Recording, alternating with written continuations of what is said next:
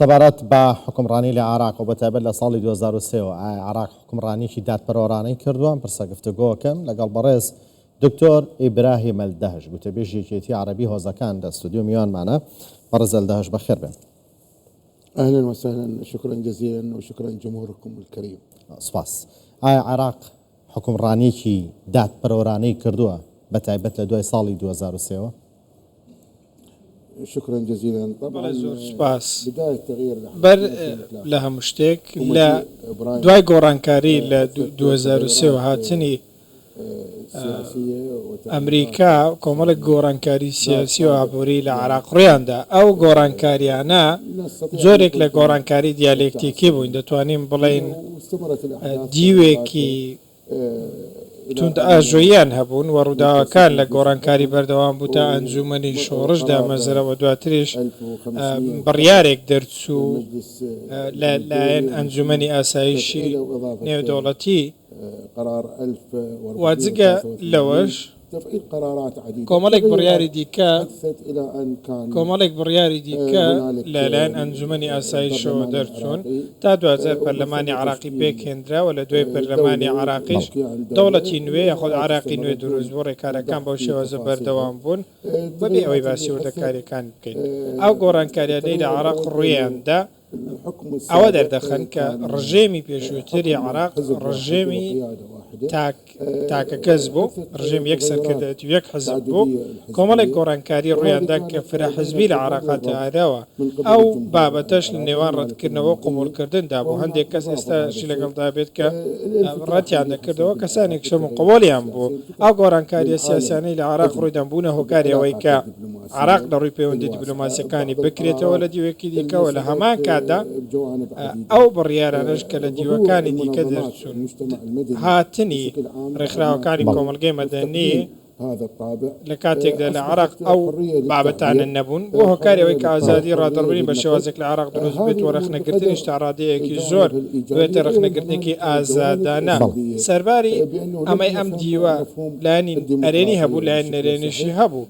لەبەر ئەوەی هەندێک کەس بەباشی لە چەمکی دیموکراسیەت تێنەگەیشتووە و لایەنە نەرێنیەکەی وەرگرتووە و زۆرێک لە کەنارخستن دروست بوو بۆ ئەوەی پلە و پۆست بۆ خۆی وەدەست بخات، بۆ ئەوەی کورسێک بۆ خۆی مسۆگەر بکات. هەندێک کەس بۆ ئەوەی بە دیاریکراوی گشتاندن نەکەین، هەندێک لایەنی دیاریکراوە ئەمە بیرکردنەوەیان بوو. زۆرێک لە بە باشتر زانین هەبوو لە هەندێک حزبەوە بەسەر حزبی دیکەدا ئەم نیشتیمانی بەدووە داهات. ئەمەش سەرلەبەری بێشک ڕەتکراوەیە. ئەو کرانەوەی کە ڕوویدا لە دیوی ڕاگەیاندن ئەوە بوو کە هەندێک میدیای نوێ هاتنە پێشەوە، میدیای جۆرە و زۆر بوون.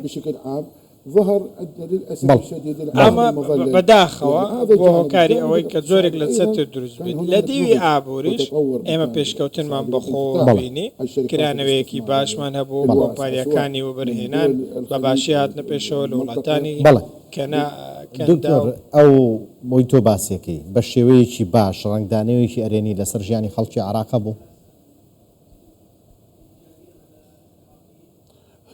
العراقيين طبعا هو جانب إيجابي.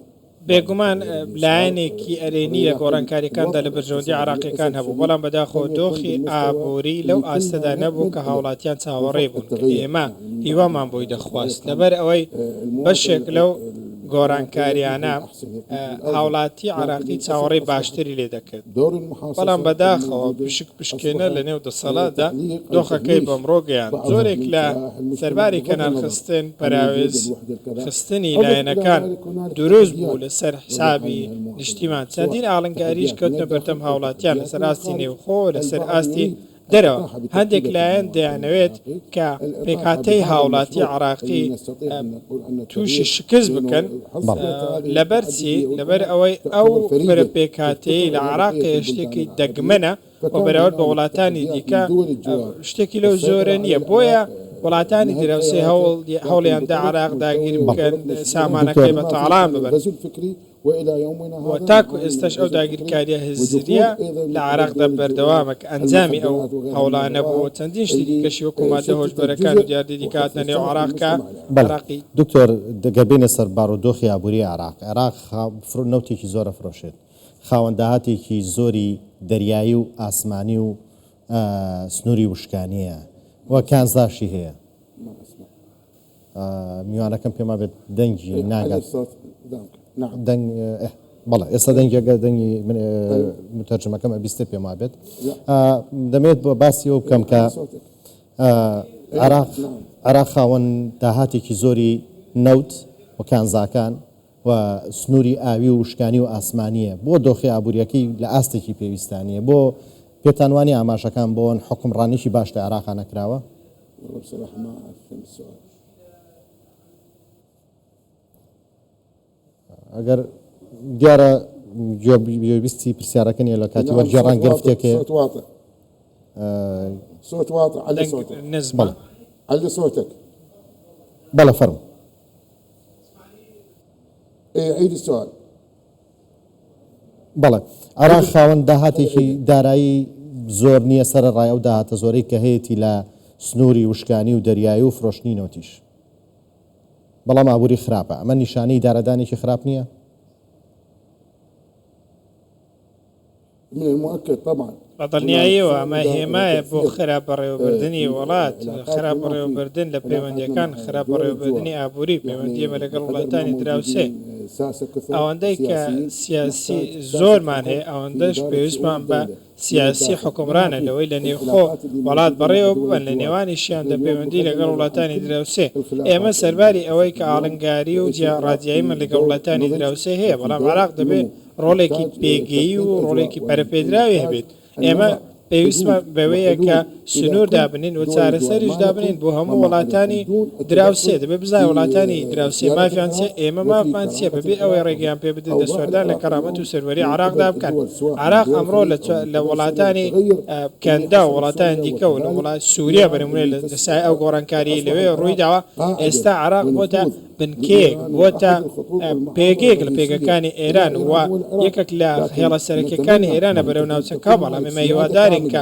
سەروەریەکی تەواو هەبێت و عراق لە پێشکەوتندا دەبێت سنوور بۆ هەموو لایەنەکانی دراوسێ خۆی دابنێت لە نێوانیشدا وڵاتانی دراوسێ و سووریا و ئێران کۆنتڕۆلکردنی سنوور خاڵێکی زۆر گرنگە بەوەی کە لە تورکیا لە ئێران لە وڵاتاندایە ئێمە پێویستمان بە هێزی بڕیاردانە پێویستمان بوەیە یەک قسە بین ئێمە قەیرانی ئاومان هەیە دەبێت بزانن کە ئەو وڵاتانی ئاوی لەگەڵ بەش دەکەین چۆن ئەو کێشەی لەگەڵ چارەسەر بکەین لە ڕووی ئابووریەوە ئێستا عراق ڕاستە پێشکەوتووە کۆمەڵێک بڕێ دەرکراوە لەلایەن نەتەوەی گرتوەکان بۆ پشتیوانیکردنی زۆنگاوەکان و نۆژەنکردنەوەیان و لە یونسکۆ لە نەتەوەی گرتوەکان بەگشتی بۆی کە عراق چۆتە لیستی شوێنەوارە جیهانیەکان بەڵام تاکو ئێستا ئەم بڕیارانە پێشوازیان لێ نەکراوە دەبێت ئێمە پێویستمان بە ڕوبڕبوونەوە دکتۆر ئەگەر سەیری کاسی ناوخۆی عراقیش بکەین عراق لە بەرامبەر هەرێمی کوردستانە مامەڵەیەکی دادپەروەرانەی کردووە بۆ کۆمڕۆ سەرۆکوەزیران مەسرور بارزانی وتی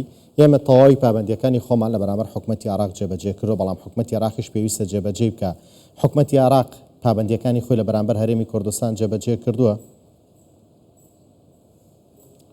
أنا طبعا العفو السؤال ما جاء من ئاچەندە بەباشی تێنەگەیشتم بەڵام لەوەی کە بەست هەرێمی کوردستانە هەرێمی کوردستان سەرباری هەموو ئەو دۆخەی لە ناوچەکەدا هەیە من تێبینی ئەوەم کردووە کە شتێک لە هەرێمی کوردستان هەیە ئەویش خۆشەویستی برایانی کوردە بۆ نیشتیمانەکەیان و سەرباری خراپی دۆخی ئابووری و خراپی ئەوەی کە هەندێک دۆخی بژێوی خراپە لە هەندێک ڕوودا بەڵام هاوڵاتی ناوچەکەی خۆی خۆش دەوێت وڵاتەکەی خۆی خۆش دەوێت ئێمە هیواخوازین کە جارێکی دیکە پەیوەندی زۆر باش لە نێوان حکوومەتی فیدراالی و هەرێمی کوردستان بینا بکرێتەوە و ئیدارەی دەوڵەت پەیوەندی لەگەڵ لە هەرێمی کوردستان باش بکەتەوە لەبەر ئەوەی عراق هەرچی بێ بە چاوپۆشیکردن لە چەمکەکان من دژی ئەوەم کە با بڵێن ئەم جۆرە دەربڕینانەمان هەبێت من لەگەڵ ئەوەدەم کە عراق هەمووی عراق یەک پارچەیە بە هەموو ئاین و نەتەوە و پێکاتەوە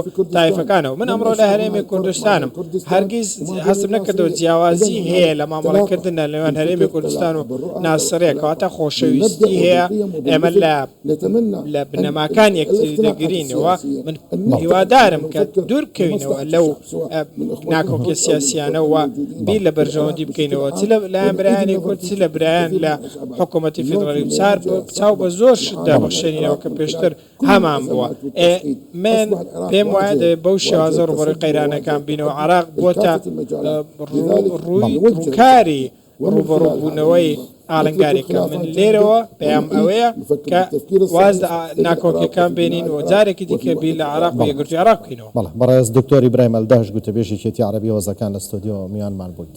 زۆر سپاس بەخێر. شكرا جزيلا. زۆر سپاس.